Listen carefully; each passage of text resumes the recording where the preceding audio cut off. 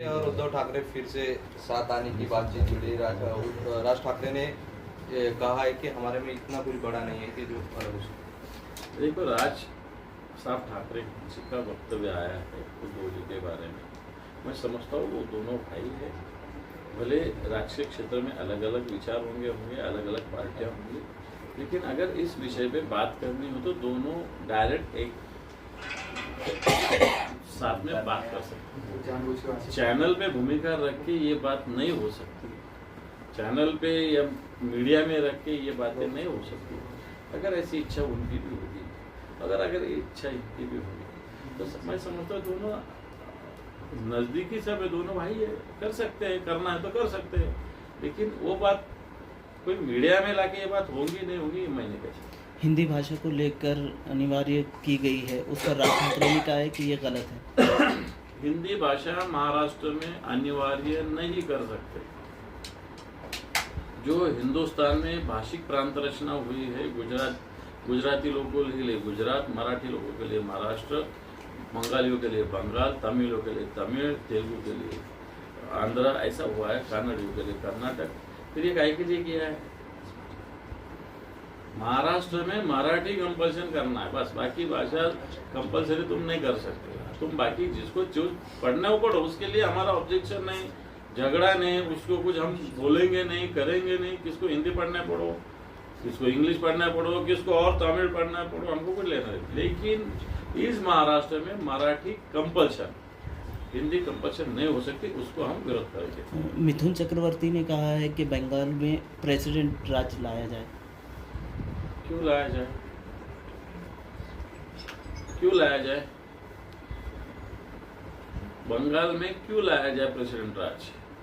अगर बंगाल में दंगे हो रहे तो उत्तर प्रदेश में क्या हो रहा है, मणिपुर में क्या हो रहा है, यहाँ पे क्या हो रहा है, बिहार में क्या हो रहा है?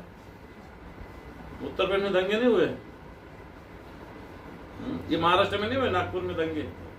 यहाँ पे पिलाओ, बंगाल में ना यहाँ पे पिलाओ, क्या प्रॉब्लम है? ममता बनर्जी ने कहा है कि वक्फ बोर्ड का जो बिल है उसको लेकर दिल्ली में लोग जाओ, तो क्या आपको लगता है कि दिल्ली में हिंसा वो हो सकती है?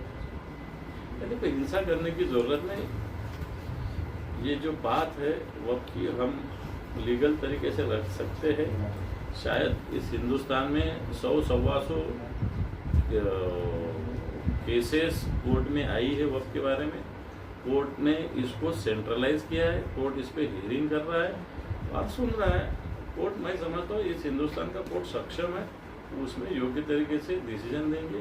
और पहले इसमें जो 2-3 दिन पहले हियरिंग है, उसने कोर्ट ने एक सही तरीके से कुछ बातें कही है। मैं समझता हूँ इसको हिंसा की जरूरत नहीं है। देश के संसद भवन के दोनों पार्लियामेंट में एक बिल पास हुआ, उस पर प्रेसिडेंट ने साइन भी किया। उसके बाद अगर सुप्रीम कोर्ट में केस चले तो दोनों संसद बंद किया जाए, तो एक चर्चा छिड़ी है के अंदर। ऐसा नहीं, फिर पार्लियामेंट तो बहुमत के आधार पर कुछ भी कायदा कर सकती है, वो तो भी सहन होगा। ये देखो, हमारी डेमोक्रेसी सिर्फ एक इस पे नहीं चालू है। हमारा पार्लियामेंट्री प्रोविजन है, संसदीय कार्यप्रणाली, जिसमें न्यायपालिका है, जिसमें कायदे मंडल है। ये सब मंडल अलग अलग है, इनका चेक एंड बैलेंस अपने पार्लियामेंट्री पद्धति में। इसलिए कोर्ट के इसको भी चैलेंज पार्लियामेंट चेंज कर सकती है। पार्लियामेंट में जो किया उसको कोर्ट चैलेंज कर सकता है, ये तो हमारी डेमोक्रेसी में है। तो इसलिए एक आधा डिसीजन पार्लियामेंट ले रही है और वो घटना के विरुद्ध होगा तो उसको कोर्ट बिल्कुल ये कर सकती है। ऐसा किसने कहा कि संसद बंद करना चाहिए, फिर कोर्ट भी बंद करना चाहिए क्या? सब पार्लियामेंट नहीं करना चाहिए, फिर कोर्ट की जरूरत क्या है?